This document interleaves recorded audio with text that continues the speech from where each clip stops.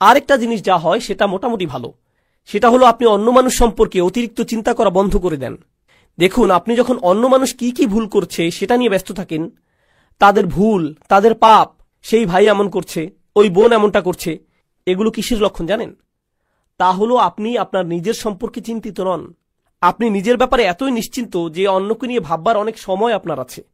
এর অর্থ হলো এটাই। এর মানে হলো আমরা নিজেদের ভুল ত্রুটি, নিজেদের পাপ নিয়ে চিন্তিত নই, বরং অন্যদের ছোটখাটো ভুল নিয়ে চিন্তা করার প্রচুর সময় আমাদের হাতে। সেটাই এটার অর্থ। তাই আমরা যদি নিজেদের পাপ নিয়ে চিন্তা করি, তাহলে অন্যেরা কি কি করেছে সেটা নিয়ে এত না ভেবে নিজেদের অবস্থা সম্পর্কে বেশি দুশ্চিন্তা করতে পারবো। এখন আপনি যদি সত্যি সত্যি নিজের অবস্থা নিয়ে চিন্তাবোধ করেন আর ভয়ে আচ্ছন্ন হয়ে পড়েন যে আমার কোনো আশাই নেই, আমার জন্য কোনো ক্ষমাই নেই, তাহলে এই সময় আমাদের আল্লাহ আজ্জা জাল্লার হিদায়াতের প্রয়োজন। কারণ খুবই কষ্টকর আর দুঃখজনক অবস্থা এটা। দেখুন, সবচাইতে কষ্টকর আর সবচাইতে ক্ষতিকর মানসিক অবস্থা হলো একদম নিরাশ হয়ে যাওয়া। সবচাইতে ক্ষতিকর মানসিক অবস্থা এটা। এমনকি অমুসলিমরাও তারা যখন একেবারে আশাহীন হয়ে যায় তখন ড্রাগ ওভারডোজ করে, কেউ কেউ আত্মহত্যা করে, সব ধরনের অপরাধ করতে থাকে।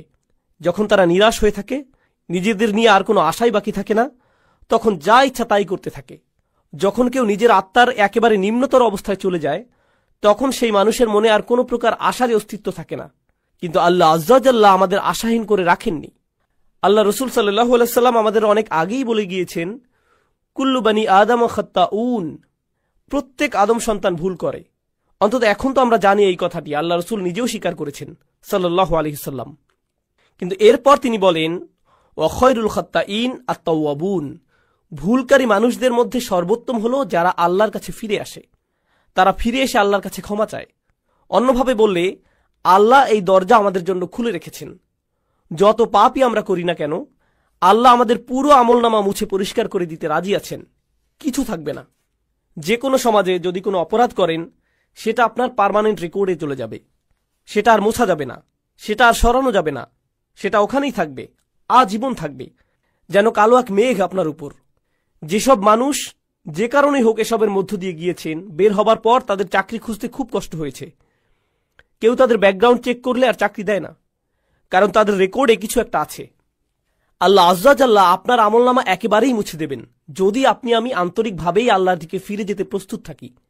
যদি আসলেই আমরা চাই এমনটা, আমরা যদি সত্যি আন্তরিক হই, তবে আল্লাহ সুবহানাহু ওয়া তাআলা শুধু কথার কথা বলছেন না, তিনি আসলে আন্তরিক এক অন্তর চান যে তার দিকে ফিরে আসবে, এমন অন্তর যা তার নিজের কীর্তির ব্যাপারে সত্যিকার অর্থে লজ্জিত থাকবে।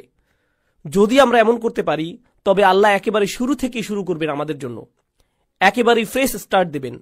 এই আশার আলোই আল্লাহ আজ্জা জাল্লাহ আমাদের সূরাতুল ফুরকানে দিয়েছেন।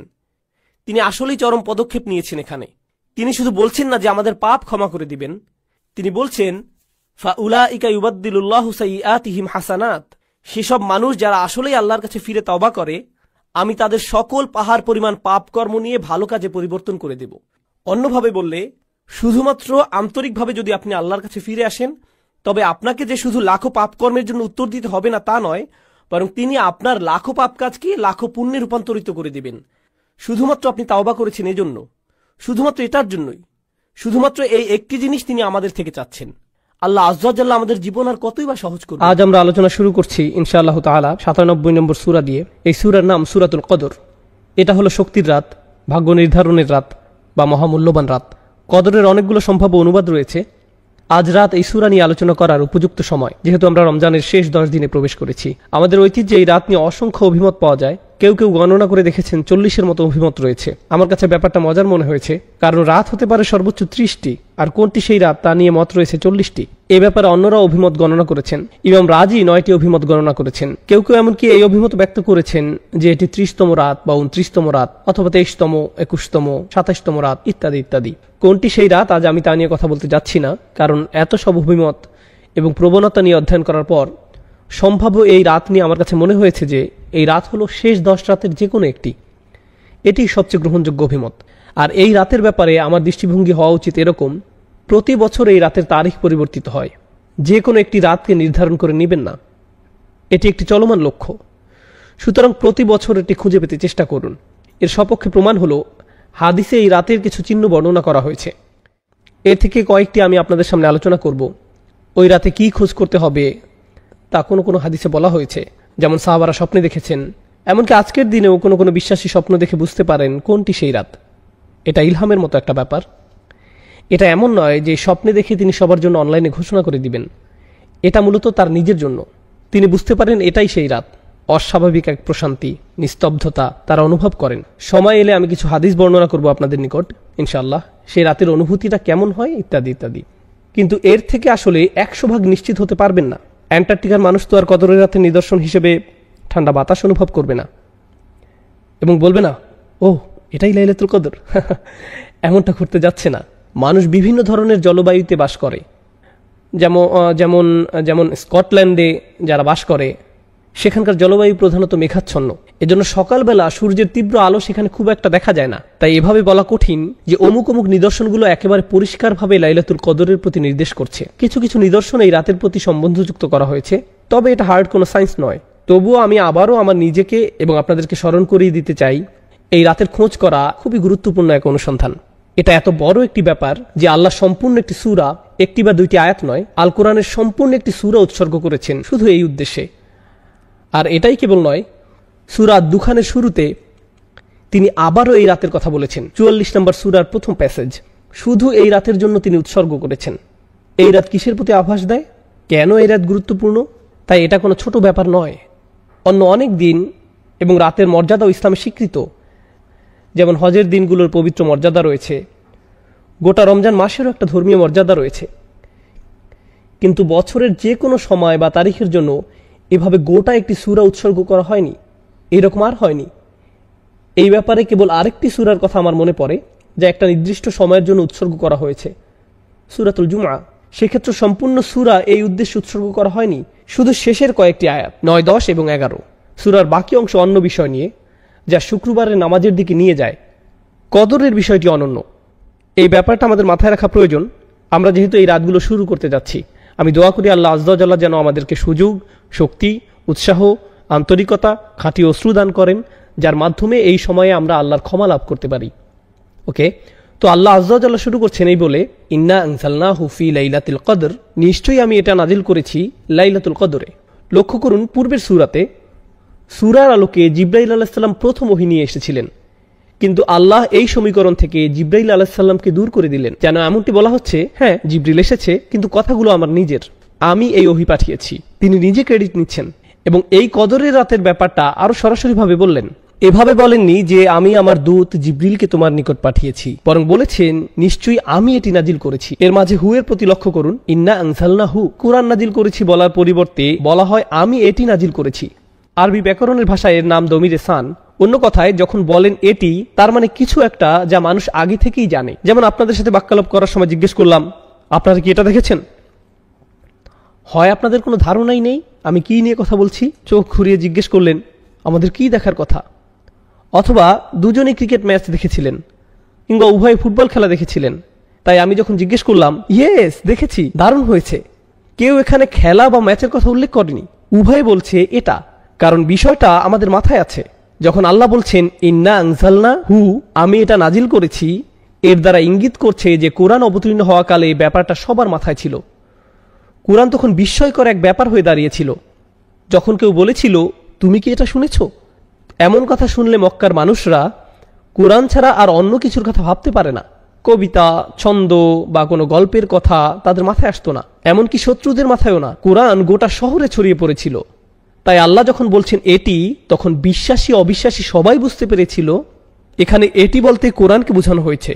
বিষয়টা কোরআনের আভিজাত্য এবং শক্তিমত্তার তারিফ করছে, যে কোরআনের নামও উল্লেখ করার প্রয়োজন পড়ছে না, মানুষ এমনিতেই বুঝতে পারছে কি নিয়ে কথা বলা হচ্ছে। তাহলে ধারণাটি এর মাঝে এসে গেছে, ইন্না আনজালনাহু, আমি এটা নাজিল করেছি। ইন্না আনজালনাহু এর ব্যাখ্যায় ইবনে আব্বাস রাদিয়াল্লাহু তাআলা আনহু থেকে আরেকটি আকর্ষণীয় মত পাওয়া যায়। মতটি হলো খুবই চমৎকার। আল্লাহ আযজা ওয়া জাল্লা সম্পূর্ণ কোরআন অবতীর্ণ করেন। আল্লাহ আযজা ওয়া জাল্লা সপ্তম আকাশ থেকে প্রথম আকাশে এক রাতে, এই কদরের রাতে। তারপর প্রথম আকাশ থেকে দীর্ঘ 23 বছরে অল্প অল্প করে রাসূলুল্লাহ সাল্লাল্লাহু আলাইহি সাল্লামের উপর অবতীর্ণ করা হয়। সুতরাং ওহী এসেছে দুই পর্যায়ে। ইনজাল অর্থাৎ সম্পূর্ণ ওহী অবতীর্ণ হয় সপ্তম আকাশ থেকে প্রথম আকাশে এক রাতে, এরপর 23 বছরে অল্প অল্প করে পৃথিবীতে নাজিল হয়। আর এই অভিমতটি ইবনে আব্বাস রাদিয়াল্লাহু তাআলা আনহুর উপর আরোপ করা হয়। স্কলাররা বিশ্বাস করেন তিনি এটা রাসূলুল্লাহ সাল্লাল্লাহু আলাইহি সাল্লামের কাছ থেকে শিখেছেন। এর কারণ হলো একজন সাহাবী হিসেবে ইবনে আব্বাস রাদিয়াল্লাহু তাআলা আনহুর পক্ষে সপ্তম বা প্রথম আকাশে কি হচ্ছে তা জানা সম্ভব নয়। এগুলো অদৃশ্য জগতের ব্যাপার। এই অদৃশ্য জগতের ব্যাপারে তার পক্ষে আত্মবিশ্বাসের সঙ্গে মন্তব্য করা একমাত্র তখনই সম্ভব যখন তিনি এগুলো রাসূলুল্লাহ সাল্লাল্লাহু আলাইহি সাল্লাম থেকে জেনে থাকবেন। অন্যথায় তিনি অদৃশ্য জগৎ সম্পর্কে এরকম মন্তব্য করার দুঃসাহস দেখাতেন না। অদৃশ্য জগৎ নিয়ে আত্মবিশ্বাসের সঙ্গে একমাত্র কথা বলতে পারেন রাসূলুল্লাহ সাল্লাল্লাহু আলাইহি সাল্লাম, যাকে অদৃশ্য জগৎ সম্পর্কে জানানো হয়েছিল।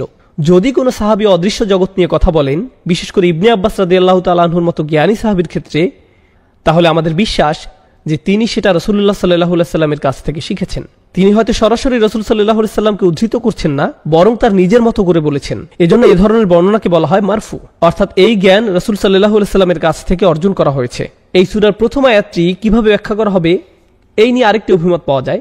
এটাকে এমনভাবে ব্যাখ্যা করা যায়, আমি কদরের রাতে এটি পাঠানো শুরু করেছি, অর্থাৎ মহানবী সাল্লাল্লাহু আলাইহি সাল্লামের প্রতি কোরআন অবতীর্ণ হওয়া শুরু করে এই রাতে।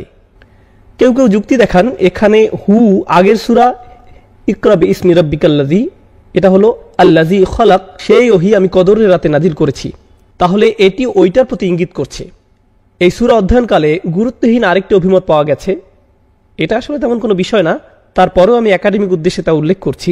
কেউ কেউ এই অভিমত ব্যক্ত করেছেন যে এই লাইলাতুল কদর রমজান মাসের প্রতি নির্দেশ করছে না, এটা শাবান মাসের মধ্যরাতের প্রতি নির্দেশ করছে। কারণ কয়েকটি বর্ণনা আয়েশা রাদিয়াল্লাহু তাআলা আনহার প্রতি আরোপ করা হয়, যেখানে তিনি শাবান মাসের ফজিলতের কথা উল্লেখ করেছেন। একে লাইলাতুল মুবারাকাও বলা হয়। তাই তারা এই অভিমত ব্যক্ত করেছেন যে সম্ভবত এটি রমজান মাসের কথা বলছে না, এটা শাবান মাসের মধ্যরাত সম্পর্কে বলছে। কিন্তু এই অভিমতটি সরাসরি বাতিল করে দেয়া হয়েছে।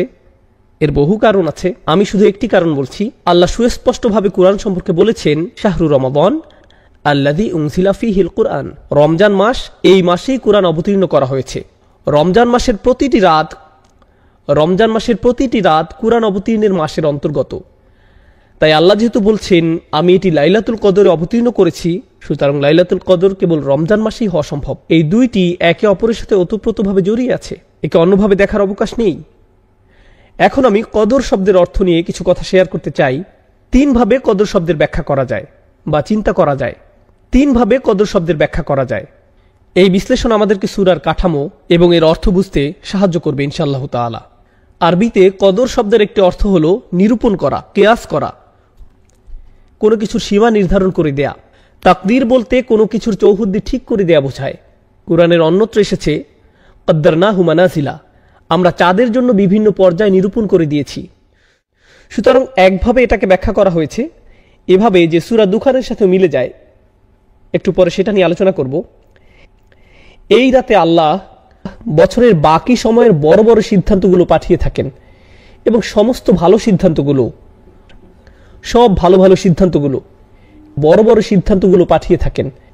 কে কি অর্জন করবে, কে কোন ধরনের সুখ সমৃদ্ধি লাভ করবে, কোন কোন বাচ্চা জন্মগ্রহণ করবে, কোন কোন বিবাহ সংঘটিত হবে, কোন কোন ভালো বা খারাপ ঘটনা ঘটবে, কে কে ইসলাম গ্রহণ করবে, কে শান্তিতে মারা যাবে, যাই হোক না কেন এই সমস্ত সিদ্ধান্তগুলো আল্লাহ এর সবই জানেন। কিন্তু ফেরেশতারা এই রাত থেকে এগুলোর বাস্তবায়ন শুরু করে। সরকারের যেমন বাজেট থাকে এবং সেই বাজেটের বাস্তবায়ন থাকে, এটা সেই রাত যে রাতে আল্লাহর সিদ্ধান্তগুলো পাঠানো হয় এবং ফেরেশতাদের মাধ্যমে এগুলোর বাস্তবায়ন করা শুরু হয়। এটা হলো লাইলাতুল কদরের একটি অর্থ। এর আলোকে আমি সূরাতুদ দুখান থেকে কয়েকটি আয়াত পড়ছি। হামিম ওয়াল কিতাবিল মুবিন, হামিম সুস্পষ্ট কিতাবের কসম, ইন্না আনসালনাহু ফি লাইলাতিন মুবারাকাহ, আমি একে অবতীর্ণ করেছি এক বরকতময় রাতে। এমন রাত যে রাতে কল্যাণের শুধু বৃদ্ধিই ঘটে, আপনার প্রত্যাশার চেয়েও বেশি কল্যাণের প্রকাশ ঘটতে থাকে। এই শব্দটি মাথায় রাখুন। মুবারাকা মানে এমন কিছু যাকে বহুগুণে বৃদ্ধি পাওয়ার ক্ষমতা দেয়া হয়েছে। মুবারাকের অর্থ এটাই, এমন কিছু যা বর্তমান থাকে এবং বহুগুণে বৃদ্ধি পায়। এই ধারণার কাছে আমরা আবার ফিরে আসবো সূরা কদর শিখতে থাকা অবস্থায়। এই বহুগুণে বৃদ্ধি পাওয়াটা দেখতে পাবো, আর সেটা হবে মুবারাকার তাফসীর। কেন এই রাতে সওয়াব বহুগুণে বৃদ্ধি পায়।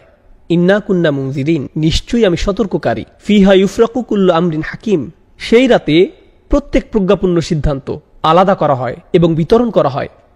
আল্লাহ বলছেন এই রাত সিদ্ধান্ত নেয়ার রাত। কদর মানে ভাগ্য, সীমা এবং সে সিদ্ধান্তগুলো এখন আল্লাহ আজ্জা জাল্লা কর্তৃক জারি করা হয়েছে। আমরিম মিন ইনদিনা, আমার আদেশক্রমে, ইন্না কুন্না মুরসিলিন, আমি প্রেরণ করি, রহমাতাম মির রব্বিক ইন্নাহু হুয়াস সামিউল আলিম। অর্থাৎ এই সমস্ত আদেশ আল্লাহর দয়া এবং ভালোবাসার বহিঃপ্রকাশ। এগুলো আল্লাহর কাছ থেকে ভালোবাসাপূর্ণ আদেশ। এই রাতে যে সিদ্ধান্তগুলো আসে সেগুলো ধ্বংসের সিদ্ধান্ত নয়, দুর্যোগ বা এরকম কিছু নয়। সিদ্ধান্তগুলো আল্লাহর পক্ষ থেকে দয়া, ভালোবাসা এবং স্নেহের প্রকাশ। এই অংশটা গুরুত্বপূর্ণ। ইন্নাহু হুয়া সামিউল আলিম, তিনি সর্বশ্রোতা এবং সর্বজ্ঞানী। আপনার অন্তরে কি হচ্ছে, কি দোয়া করছেন, বিশেষ করে এই রাতে আল্লাহ তার সবকিছুই শুনছেন। সূরাতুদ দুখানের এই আয়াতগুলোতে তিনি এটাই বলছেন। আমাদের মনে এই সম্পর্কে কোনো দ্বিধা থাকা যাবে না। রব্বিস সামাওয়াতি ওয়াল আরদ ওয়া মা বাইনাহুমা ইন কুনতুম মুকিনিন, যিনি আসমানসমূহ, জমিন এবং এ দুয়ের মধ্যবর্তী সবকিছুর রব, যদি তোমরা দৃঢ় বিশ্বাস পোষণকারী হও। কদরের দ্বিতীয় অর্থ হল মানাজিল বা শারাফ, আভিজাত্য, সম্মান। এই রাত্রি ব্যাপক সম্মানের। কেন? ব্যাপারটাকে এভাবে ভাবতে পারেন, সবচেয়ে সম্মানিত ফেরেশতা জিবরাইল আলাইহিস সালামের আগমন ঘটে এই রাতে। তিনি আল্লাহর সবচেয়ে সম্মানিত বই কুরআন নিয়ে আগমন করেছিলেন, আর তিনি সবচেয়ে সম্মানিত রাসূলকে এটি প্রদান করেন সবচেয়ে সম্মানিত রাতে। অতএব এই সবগুলো সম্মান এবং গৌরব এসে একত্রিত হয় লাইলাতুল কদরে। মনে হয় যেন প্রথম আয়াতটি ইন্না আনজালনাহু ফি লাইলাতুল কদর বর্ণনা করছে যে কেন এই রাত্রি এত সম্মানের এবং এত গৌরবের। এখন পর্যন্ত আমি ভাগ্য এবং সম্মান অর্থের ব্যাখ্যা করেছি। কদর বা কুদরতের আরেকটি অর্থ হলো ক্ষমতা। সুতরাং এই রাতে আমাদের আল্লাহর ক্ষমতার উপর পরিপূর্ণ বিশ্বাস থাকা উচিত, যে তিনি সবকিছু পরিবর্তনের ক্ষমতা রাখেন। আমাদের ভাগ্য পরিবর্তনের ক্ষমতা রাখেন, আমাদের আচরণ পরিবর্তনের ক্ষমতা রাখেন, বিভিন্ন কার্যাবলী সম্পাদনের ক্ষমতা দান করেন। কারণ এই রাতকে আল্লাহ বরকতময় করেছেন অস্বাভাবিক শক্তি দিয়ে। এই রাতটি আল্লাহর অলৌকিক ক্ষমতা প্রকাশের রাত। মানব জাতিকে শুরু থেকে বিস্ময়কর সকল মিরাকল প্রদান করার পর আল কোরআন প্রদান করা হয় এই রাতে, আল্লাহর সবচেয়ে শক্তিশালী কালাম। তাই আমাদের আরো বিশ্বাস থাকা উচিত আল্লাহ যে অলৌকিকভাবে আমাদের দোয়ার জবাব প্রদান করেন অন্য যে কোনো রাতের চেয়ে। আরো একটি বিরল অভিমত আমি পেয়েছি, খুবই ইন্টারেস্টিং, আর তা হলো কদর দ্বারা ভিড় করা বোঝায় বা কোনো কিছু যখন সংকুচিত হয়ে পড়ে। এই অর্থটা আমরা সূরাতুল ফজরেও দেখেছি, ওয়া আম্মা ইযা মাবতালাহু ফাকাদারা আলাইহি রিজকাহ, এবং যখন তাকে পরীক্ষা করা হয় অতঃপর রিজিক সংকুচিত করে দেন। এখানে কদ এর পরিবর্তে কদর ব্যবহার করা হয়েছে। তাই কেউ কেউ বলছেন এই রাতে এত বেশি ফেরেশতার আগমন ঘটে যে এ ব্যাপারে একটা হাদিসও আছে, কিভাবে ফেরেশতারা পৃথিবীর মোট বালুকণার চেয়েও বেশি পরিমাণে এই রাতে অবতরণ করেন। এখান থেকে ইঙ্গিত পাওয়া যায় অন্য কোনো কারণে এই ফেরেশতারা পৃথিবীতে নামেন না। পৃথিবীতে অনেক ফেরেশতা এমনিতে আছেন, কিন্তু এই রাতে তিনি অনেক বেশি ফেরেশতা পাঠিয়ে থাকেন যাদের আসলে আকাশে থাকার কথা। এই পৃথিবীতে তারা আগমন করেন শুধু এই রাতের জন্য।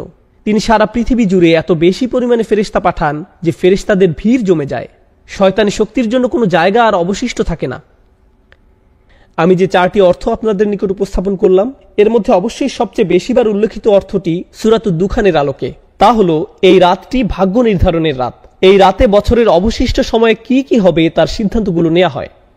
এখন মানবজাতির জন্য আল্লাহর সবচেয়ে মহান সিদ্ধান্ত, যা ছিল সর্বশেষ কিতাব নাজিল, সেটাও এই রাতের অংশ। এখন ফায়ামবাগি আন তুআদ্দা লাইলাতুল কদরে ঈদা নুজুলিল কুরআন। এখন এ ব্যাপারে সাধারণ বিষয়, যাক্কিরহুম বি আইয়ামিল্লাহ, মানুষকে আল্লাহর দিনসমূহ স্মরণ করিয়ে দিন। আল্লাহর দিনগুলোর মাঝে এক্ষেত্রে রাত, সবচেয়ে মূল্যবান রাত হলো কোরআনের রাত, অর্থাৎ লাইলাতুল কদর। তিনি বলেন, এটা মূলত মুফাসসির ইবনুল আশুর বলেন, এই রাতকে কোরআনের ঈদ হিসেবে মনে করা উচিত, যেন এটা কোরআনের বর্ষপূর্তি, যা আমরা এই রাতে উদযাপন করছি। এখন ওমা আদরাকা মা লাইলাতুল কদর, শবে কদর সম্বন্ধে আপনি কি জানেন? ক্ষমতা প্রদর্শনের রাত, ভাগ্যের রাত, সিদ্ধান্ত গ্রহণের রাত। এই রাতটি সম্পর্কে আপনি কি জানেন? কোন বিষয়টি এই রাতের মূল্য বুঝতে সাহায্য করবে? এই প্রশ্ন করার মাধ্যমে আল্লাহ বলছেন, আমি এখন আপনাকে বলতে যাচ্ছি লাইলাতুল কদরের প্রধান কোন বিষয়টি আপনার জেনে রাখা উচিত, যে মূল ব্যাপারটি আপনার আত্মস্থ করা দরকার, যেন তোমরা এই রাতের মূল্য দিতে পারো, যেন এমন কারো মতো না হয়ে পড়ো যে এই রাতের সুযোগ কাজে লাগায় না। আলোচনা চালিয়ে যাওয়ার পূর্বে একটা কথা বলতে চাই, কোনটি সেই রাত আমরা সেটা জানি না। এর পিছনে কিছু বিজ্ঞতা আপনাদের সাথে শেয়ার করতে চাই, যা বিশেষ করে ইমাম রাজি এবং অন্যান্যরা বলেছেন। আল্লাহ কেন আমাদেরকে রাত্রি নির্দিষ্ট করে জানালেন না? এমন একটি বর্ণনাও আছে যে রাসূল সাল্লাল্লাহু আলাইহি সাল্লাম রাত্রির কথা মনে করলেন, কিন্তু এরপর তাকে ভুলিয়ে দেওয়া হয়। ইমাম রাজি ব্যাপারটাকে রাসূল সাল্লাল্লাহু আলাইহি সাল্লামের জীবনের আরেকটি ঘটনার সাথে তুলনা করেন।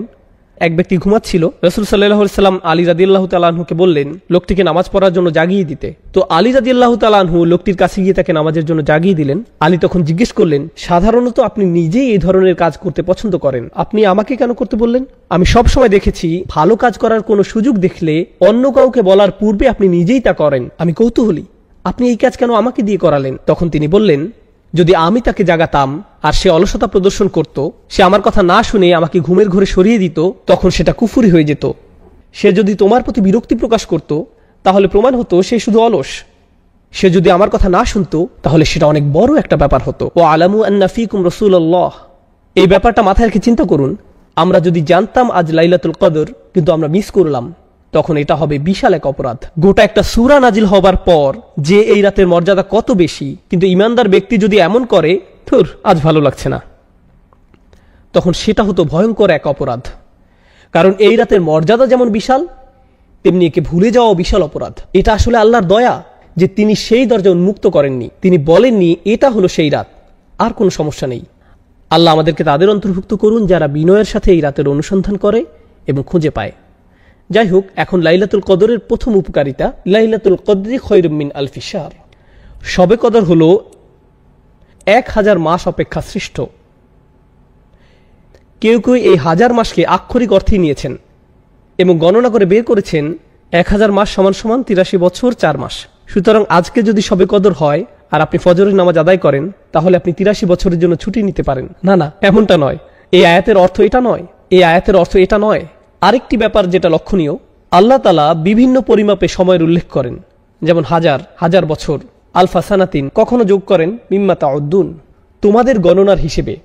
অন্য কথায় এই আয়াতে এই অর্থটাও এখানে সুপ্ত আছে যে তোমাদের গণনার হিসেবে 1000 মাস থেকেও এই রাত উত্তম। 80 বছরের কিছু বেশি মূলত একজন স্বাভাবিক মানুষের আয়ুষ্কাল। সুতরাং আল্লাহ বলছেন যে তোমাদের গণনার হিসেবে এই রাতটি গোটা একটি জীবনকালের চেয়ে উত্তম। এই রাতটি কাজে লাগাও, তাহলে তুমি গোটা একটি জীবনকাল কাজে লাগালে। সুবহানাল্লাহ। আমরা এখানে বাৎসরিক এই বছর থেকে পরের বছর পর্যন্ত সিদ্ধান্তগুলো নিয়ে ভাবছি, আর আল্লাহ আযজা ওয়া জাল্লা যেন বলছেন, হ্যাঁ এই রাতটি এতটাই অভিজাত এবং শক্তিশালী যে এই রাতটি তোমাদের বাকি জিন্দেগির গতিপথ ঠিক করে দিতে পারে। লাইলাতুল কদরি খায়রুম মিন আলফি শাহর। এটা শুধু এমন না, আপনার 1 রাকাত নামাজ 1000 মাস 1 রাকাত নামাজ পড়ার সমান। একবার জিকির করা এভাবে 1000 মাস জিকির করার সমান। যদিও এই ব্যাপারটা খুবই চমৎকার, এই আয়াত আরও যে ব্যাপক অর্থ প্রকাশ করে তা হলো এই একটি রাত একটি সম্পূর্ণ জীবনকাল থেকেও শ্রেষ্ঠ। তাই আন্তরিকভাবে আমাদেরকে এই রাত ইবাদতে কাটাতে হবে, যেন আমরা নিজেদের মধ্যে ইতিবাচক পরিবর্তন নিয়ে আসতে পারি এবং আশা করব যে আমাদের বাকি জীবন আল্লাহর রহমতে আশীর্বাদ পুষ্ট হয়ে উঠবে। এটা কদরের প্রথম মূল্য। প্রসঙ্গত, আরবিতে কদরের একটি অর্থ হলো মূল্য। এটা দামি রাত।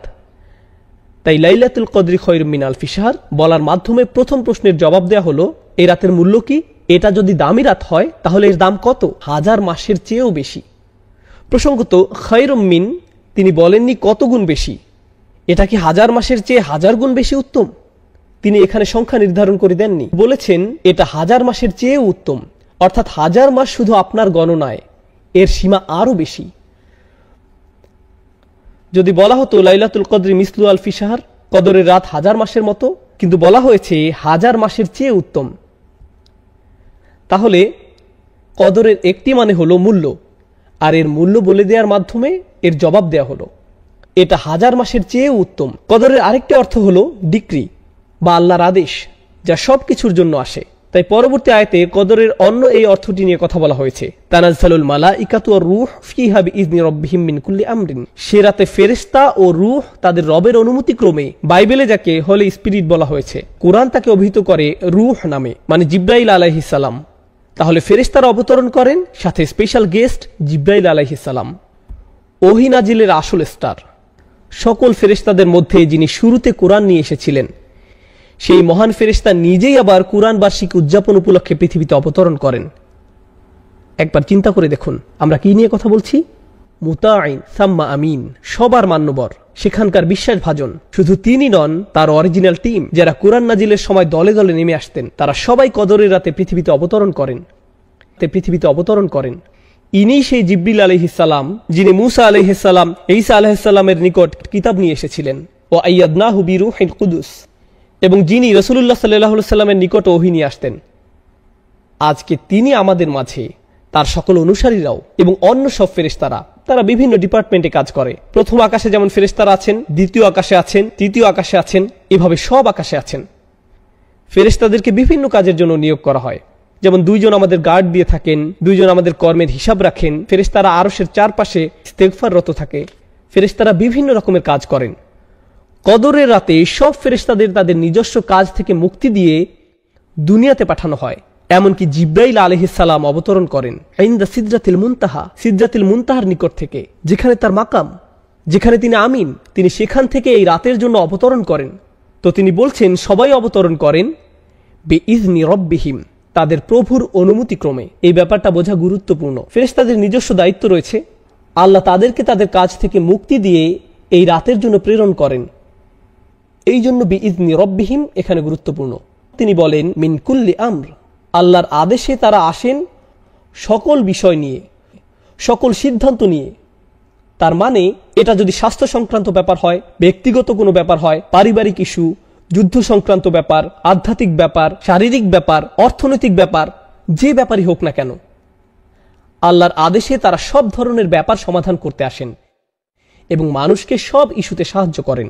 আল্লাহর কদরের ঘোষণা দিয়ে, আল্লাহর রাজকীয় আদেশের ঘোষণা দিয়ে এই রাতে তাদের জন্য যারা এর সন্ধান করে।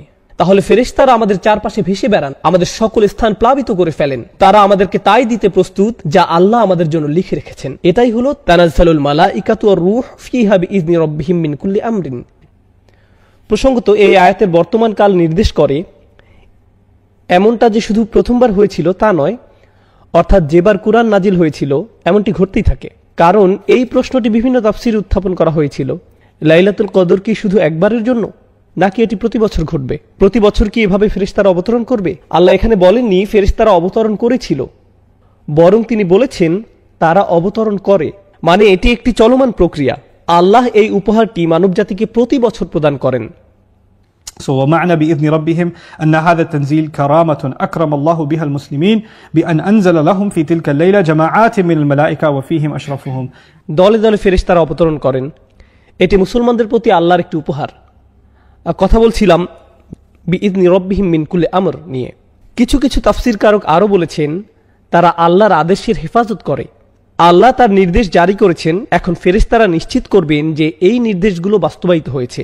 এখন দ্রুত শেষ আয়াত নিয়ে কথা বলবো। আমরা এই আয়াত প্রবেশ করার পর দেখব আল্লাহ আযজা ওয়া জাল্লা কদরের আরেকটি অর্থ এখানে প্রদান করেছেন, সীমা নির্ধারণ করা। কদ জাআলাল্লাহু লিকুল্লি শাইইন কদর, আল্লাহ সব কিছুর জন্য একটি পরিমাণ স্থির করে রেখেছেন। যদি খেয়াল করেন তাহলে দেখবেন প্রথম উত্তর ছিল লাইলাতুল কদরের মূল্য নিয়ে, দ্বিতীয় উত্তর ছিল লাইলাতুল কদরের আদেশ জারি নিয়ে, তৃতীয় উত্তর হলো লাইলাতুল কদরের সীমা নিয়ে। সীমা মানে এই রাত কতক্ষণ পর্যন্ত থাকে, এটাও কদরের আরেকটি অর্থ।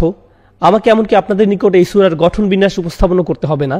এই প্রশ্ন করার পর প্রতিটি আয়াত কদর সম্পর্কে, ইন্না আনজালনাহু ফি লাইলাতুল কদর ওয়া মা আদরাকা মা লাইলাতুল কদর, প্রতিটি আয়াত অনন্য কিছু তথ্য দিচ্ছে।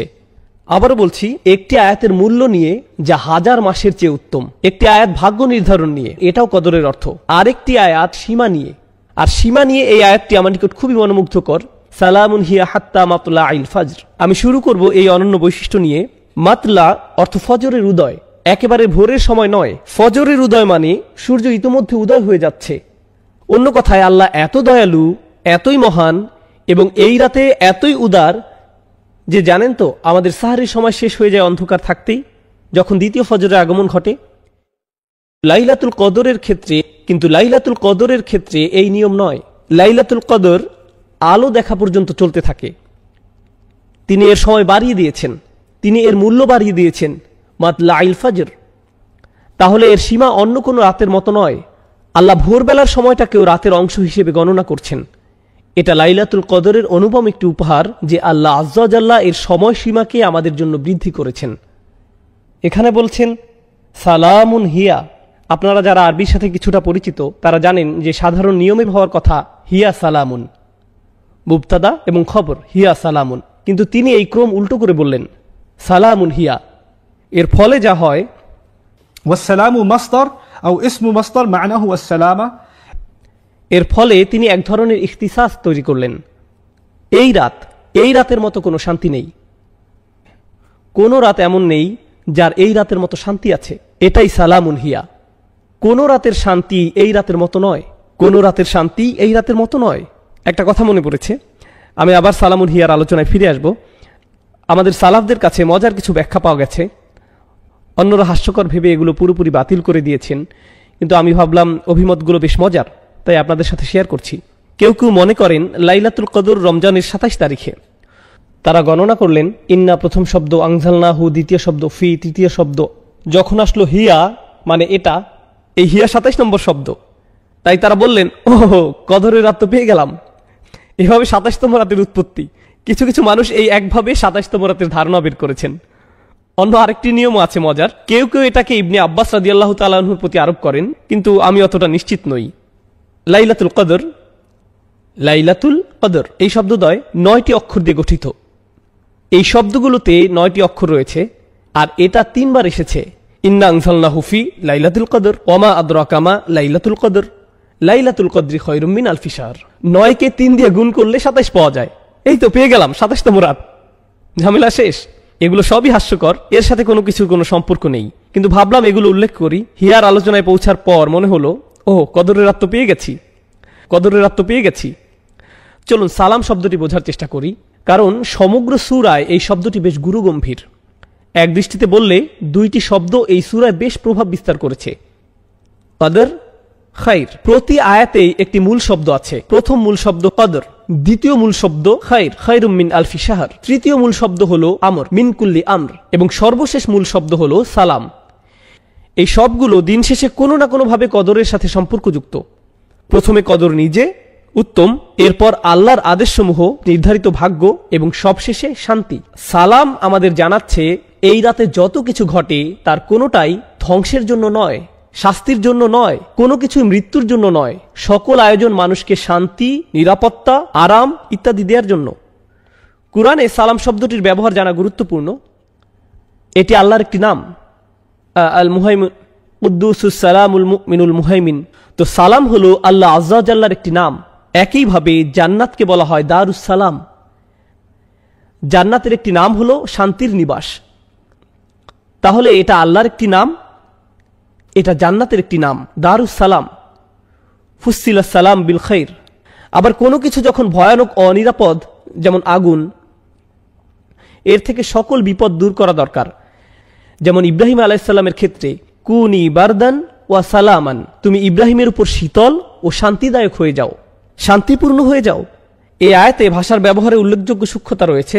শুধু যে সালামুন প্রথম এসেছে এবং হিয়া পরে এসেছে তাই নয়, অন্য আরেকটি ব্যাপারও এখানে দারুণ সুন্দর, আর তা হল আরবিতে সালাম শব্দটি মাসদার।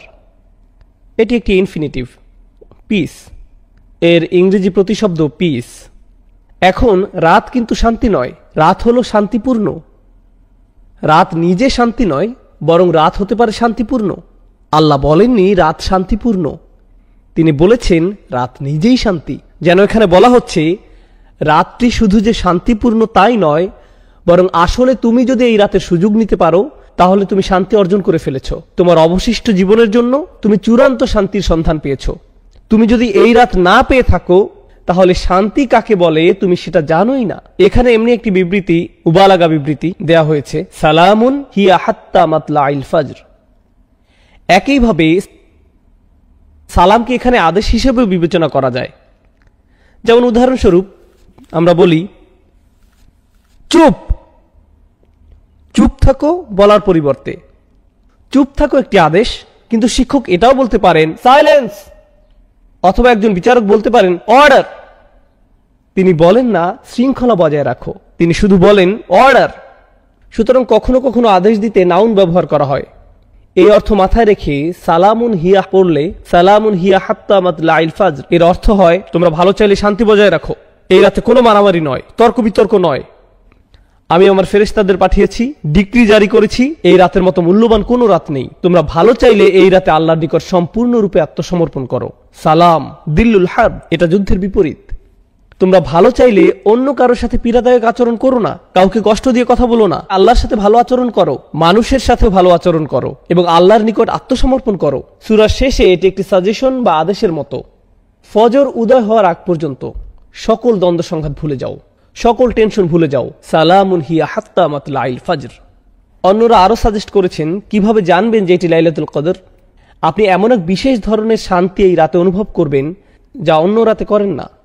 যখন নামাজে দাঁড়াবেন এমন এক প্রশান্তি অনুভব করবেন যে নামাজ ছাড়তে চাইবেন না। এমন শান্তি অন্য কোনো সময় অনুভব করেননি। সম্পূর্ণ অস্বাভাবিক এক আধ্যাত্মিক অভিজ্ঞতা যা আল্লাহ লাইলাতুল কদরের এই রাতে বিশ্বাসীদেরকে দান করেন। এখন কিছু বিষয় বর্ণনা করব যেগুলো আমরা লাইলাতুল কদরে অনুসন্ধান করি, যা শুরুতে পড়ার কথা ছিল, আমি এখন সেগুলো পড়ছি। এই রাতে আমরা কি কি জিনিস চাইব এবং এই রাতে মূল্য সম্পর্কে হাদিসে কি বলা হয়েছে। অবশ্যই আল আজাল আল আরজাক খিলালিল আম ফিহা ইফরাকু কুল্লু আমরিন হাকিম।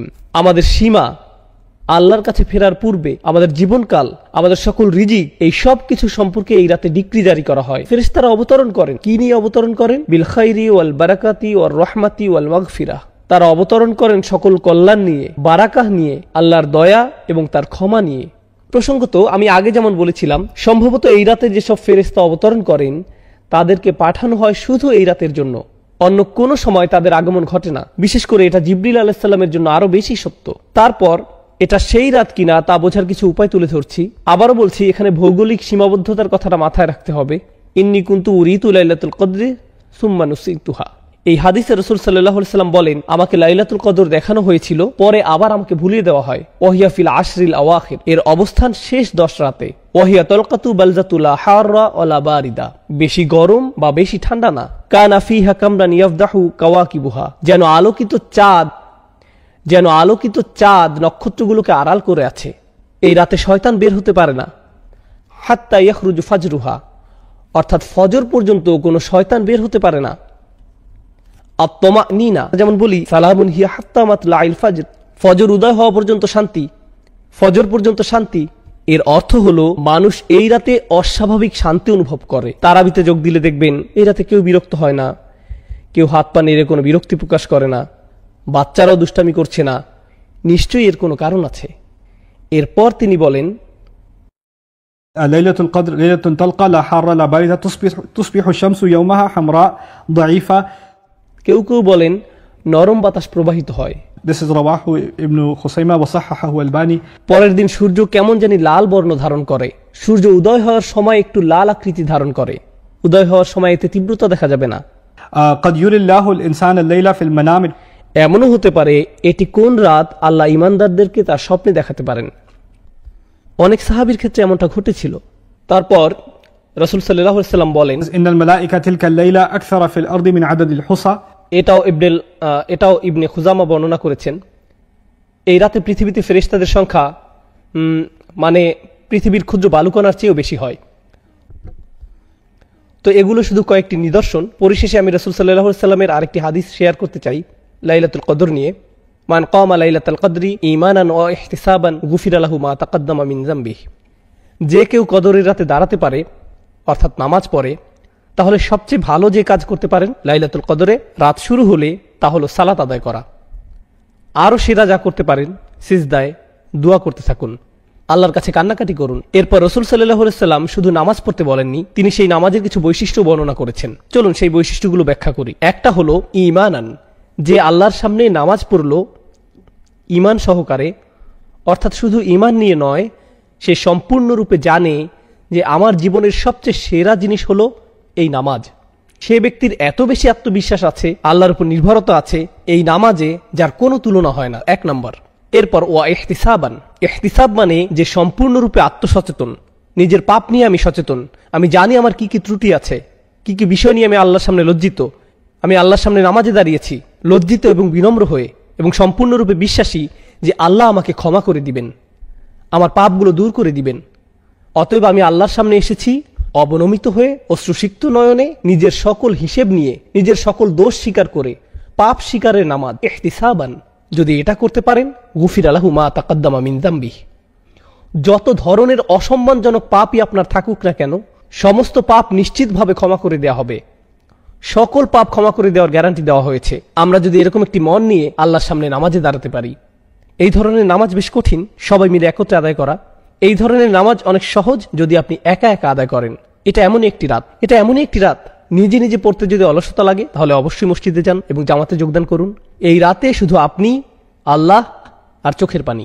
এই রাতে এটাই হওয়া উচিত। আল্লাহর সামনে দাঁড়ান, কুরআন তেলাওয়াত করুন, আল্লাহর কাছে দোয়া করুন এবং এমন মানুষদের অন্তর্ভুক্ত হন যারা এই রাত পেয়ে সৌভাগ্যবান এবং আল্লাহর ক্ষমা পেয়ে সৌভাগ্যবান। আমাদের রাতগুলো এখন আর এতটা লম্বা নয়, খুব বেশি সময় আমাদের হাতে থাকে না। একটু বিশ্রাম নিন, নামাজ পড়ুন, বিশ্রাম নিন, নামাজ পড়ুন, বিশ্রাম নিন, আবার নামাজ পড়ুন। এই কাজগুলো করুন এই রাত্রিগুলোতে। আল্লাহ আজ্জা ওয়া জাল্লা আমাদের সবাইকে লাইলাতুল কদর পেতে সাহায্য করুন। বারাকাল্লাহু লি ওয়া লাকুম ফিল কুরআনিল হাকিম।